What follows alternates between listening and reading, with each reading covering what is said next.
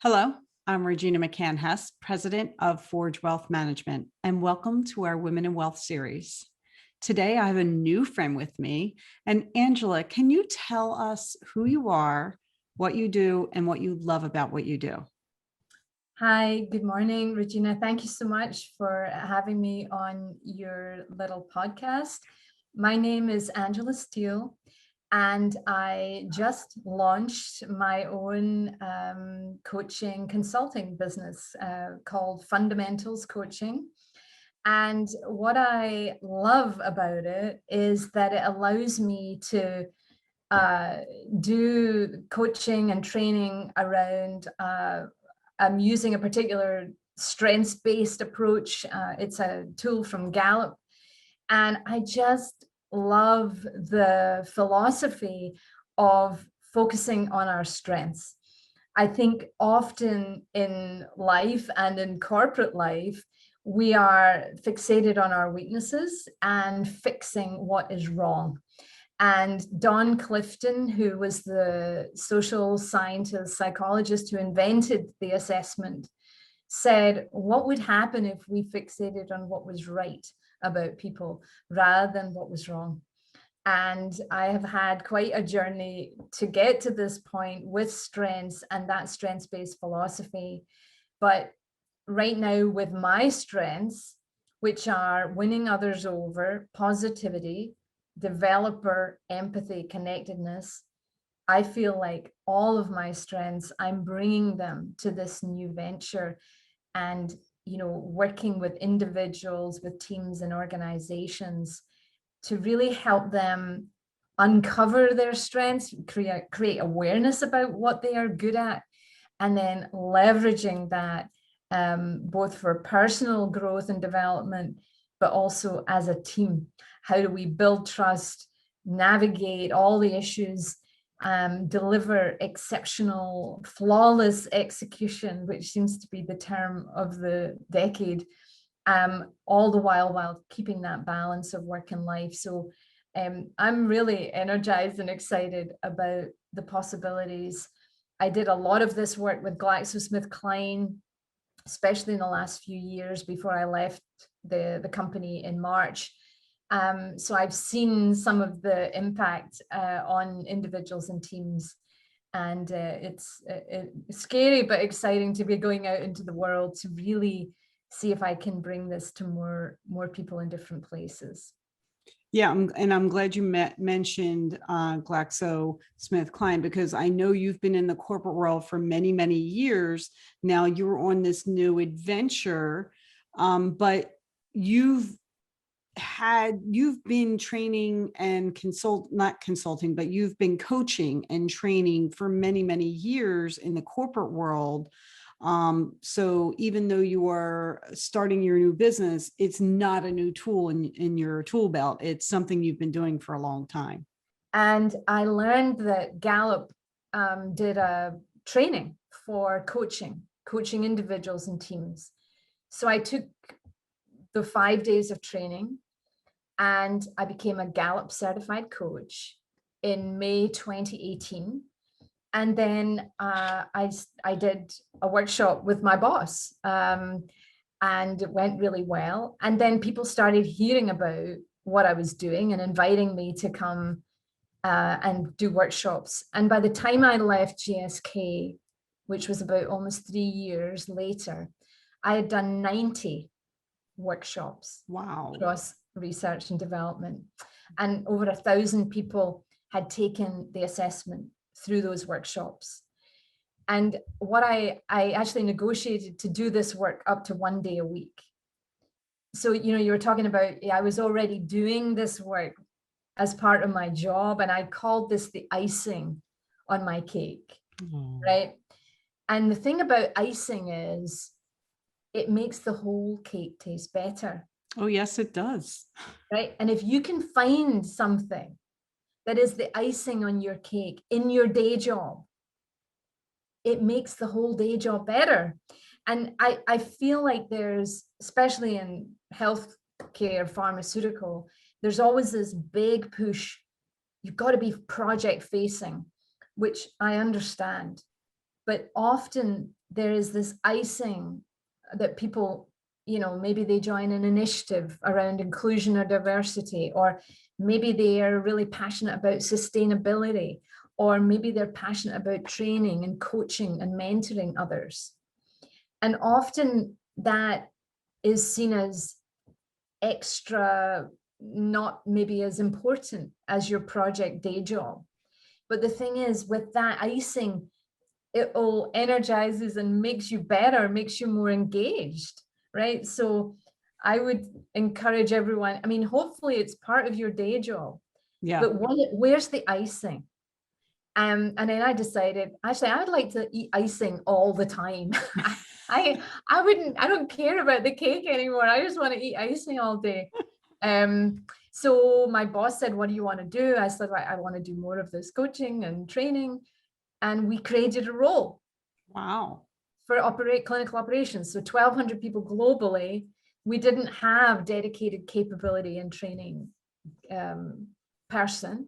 So I created the role with her and got into that role in 2019. And I always said, this will be likely my off ramp for GSK. After 25 years, I could imagine doing this training and capability building work beyond my pharma role. And so I was in that job for a year, and then they eliminated my position through a huge reorg. Yeah. I'd been through many reorgs before, and I always had the energy to stay. But the elimination of my role, and we were chatting about this before we came on the call. I looked at other job options, and I went back to a friend and I said, the needle on my joyometer didn't move, right? When I read the role descriptions. In fact, the needle fell off the machine. And that became my gauge for what I was going to do next. Am I excited? Is it going to bring me joy? And the more I looked around within GSK, the less my joyometer moved. But when I went out and started thinking about doing my own thing, my joyometer went off the charts. And so what I decided to do was retire from GSK, which I was able to do. And my joyometer needle is off the charts. I love the joyometer. Love the joyometer. Such a great story. I was hoping that you would repeat that story because it is just such a great way to describe how you feel and attach it to, making decisions about, okay, well, what's the next step? And does that bring me joy, or does that, like you said, fall off the odometer completely? And if it does, then you shouldn't be doing that anymore. You should be doing something that intrigues you and interests you and gets that energy level up. And of course, the joyometer, peaking up off the charts again. So I applaud you for making that decision. It's courageous to leave something, something that you're comfortable with. You got out of your comfort zone completely. And now you're an entrepreneur doing what you love. So I applaud you for that. Yeah, I think about that. The analogy I use around that is the mountain to the molehill. So you're right, I had 25 years, lots of infectious disease. I trained as a microbiologist, did a PhD in biochemistry, microbial biochemistry, worked for many years in and around infectious disease. So that was my place of deep knowledge and identity and genius. And research and development, so that was my mountain of kind of place of genius and expertise. And now I have a molehill, like as an entrepreneur or business owner. And with that is that kind of beginner's mindset and in a place of real novice. Right. And I think the danger is that your internal critic will kind of overwhelm you, like, well, you don't know what you're doing, or, what makes you think this is going to be successful, and that kind of mindset can make you can diminish your mountain as well, right? You're like, well, maybe I don't know what I'm doing, maybe. But I think what you've got to do is take the mountain mindset onto the molehill and say, I've been in situations that required me to learn. I've been in situations that required me to be resilient. I can build relationships. I can figure stuff out. I can Google something. I mean, that's basically what I've been doing to get going. I Google it and I ask people for help. Yeah. Like, how do I create an LLC? I Googled it, right? And I ended up going to zenbusiness.com. I paid about $250.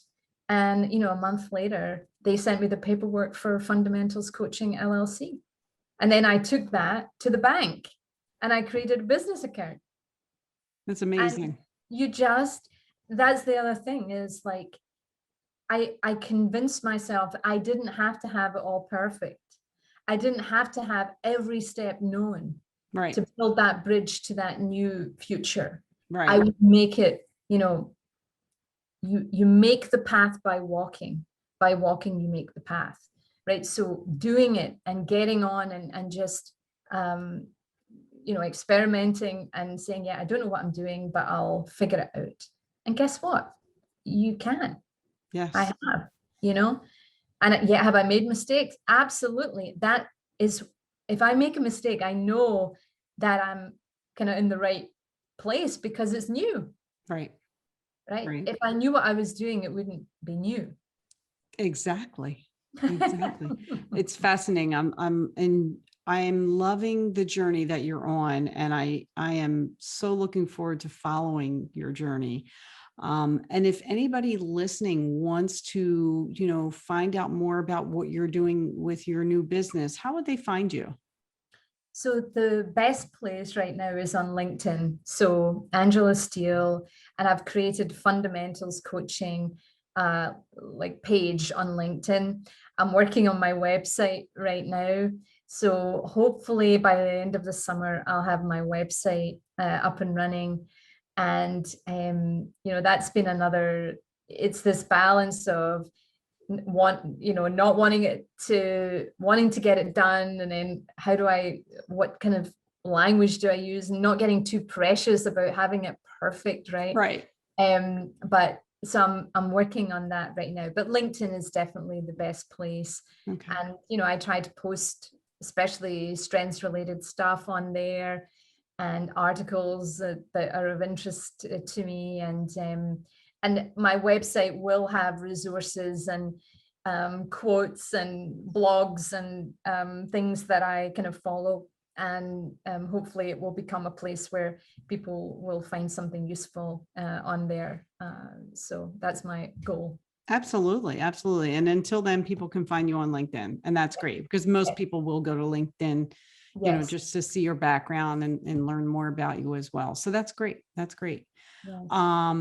So, with you are building this business now, and so that, this is a path for you for many years in the near future. But so if you could do a fast forward button, what would you see as your retirement vision? I mean, this is part of retirement in my mind because it's not corporate, and that it's a very different. And I don't know if you've ever seen the movie Braveheart. Oh, yeah. With Mel Gibson. Oh, yeah. And I mean, he plays William Wallace, who is a very famous Scottish warrior. And there's a monument to William Wallace about 15 miles from where I grew up in Scotland. And it's a very iconic monument.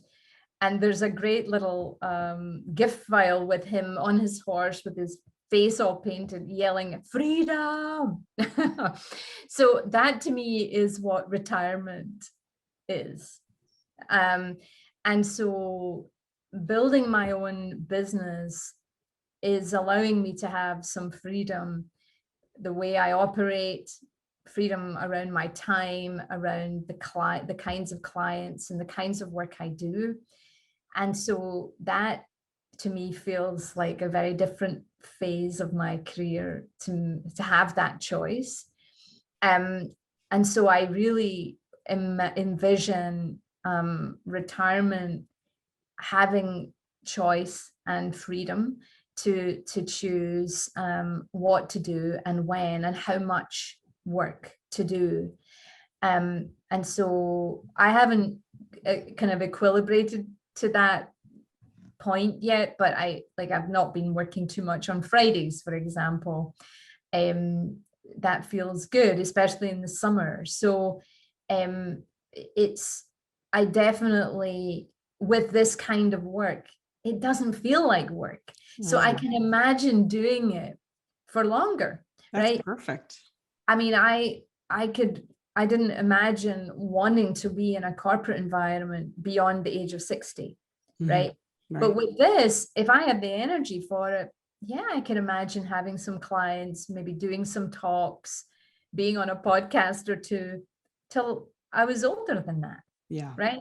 Right. And when the work doesn't feel like work, then this absolute hard stop of retirement, it becomes less, that's less of the goal.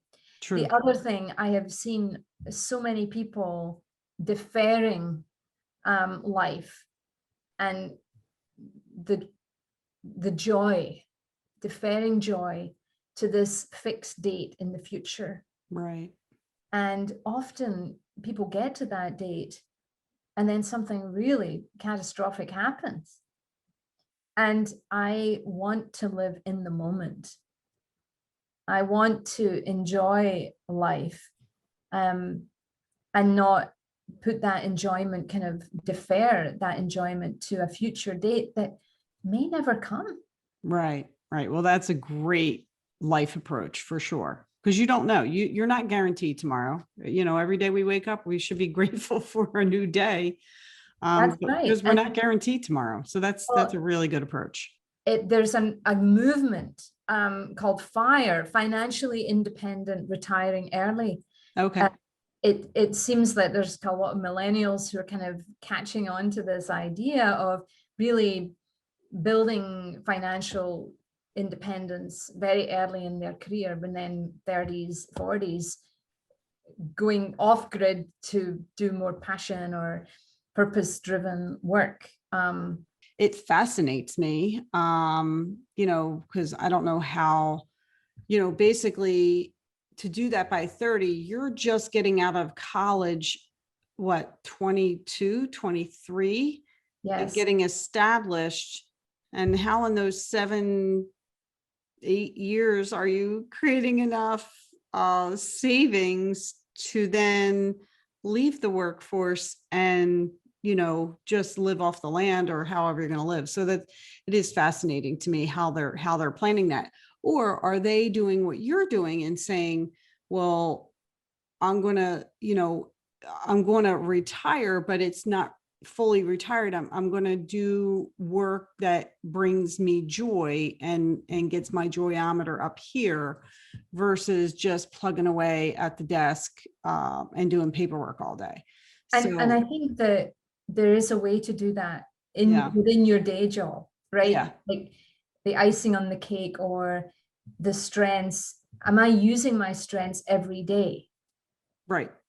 Ask if you're aware of your strengths and you're asking that question, then I think there's a massive amount of scope to apply your strengths and find your joy within your day job, right? True. Oh, absolutely. And especially if you have a manager who's supportive. But I think that it doesn't have to be all or nothing. And that's what I'm getting at about the integration, right? That you can leverage what you have and look at it in a different way or find new opportunities in your everyday. True. I had 2 PowerPoint presentations on strategic workforce planning. I had a Harvard Business Review and I had my top 10 tips. Wow. So I knew, and again, so how do you take your strengths and play the Jedi mind trick to kind of get yourself moving? Like that was the energy source that I needed to take some action. And I think that, that's another thing that within your current role, Mhm. can you re-energize your daily work by, creating an opportunity to use your strengths, to deliver just the everyday things, Right. deliver them more energetically, with more joy, and with a more of a sense of accomplishment, you know. It's a great outlook, great outlook. And that's probably, what we all need to do a little bit of that, to keep the joy in our lives, and also, not live for, putting off everything for years down the road, where we can bring some of that happiness to today. Yes, I really believe that. I mean, and I have adaptability in my top 10, and that's really about living in the moment. So I think that's genetically, I'm predisposed to that. I know not everybody is, but I think this idea of, am I using the strengths that I have every day somewhere, is a really important question. True. True. And that's kind of where how I kind of set up my coaching with individuals, is really asking that question and helping them, as I say, uncover what their strengths are, and then, okay, now how do we use these, to do what you're currently doing, or to make a change, for the future. So For sure. For sure. Well, I want to thank you for joining me today. This has been fabulous. I love speaking with you and hearing all the joyometer stories. I'm a fan of them. well, thank you, Regina. And I must say, just getting to know you and your journey, it's really a big inspiration to me as well, because you've really followed your passion, and you've put together such a professional, your website, this podcast are so well done. And I'm kind of looking at that really, as a source of inspiration as I create this for my kind of marketing as well. So thank you for all you're doing, as a kind of role model for folks like me. And I know at least one of your clients who adores working with you. So thank you. Thank you. That is very kind of you. I appreciate that. And I want to thank everyone else for joining us as well. Again, I'm Regina McCann Hess, president of Forge Wealth Management. My website is forgewealth.com, and you can follow me on Facebook, Twitter, and YouTube at Forge Wealth. And on LinkedIn, I am Regina McCann Hess. Have a great day. Bye-bye.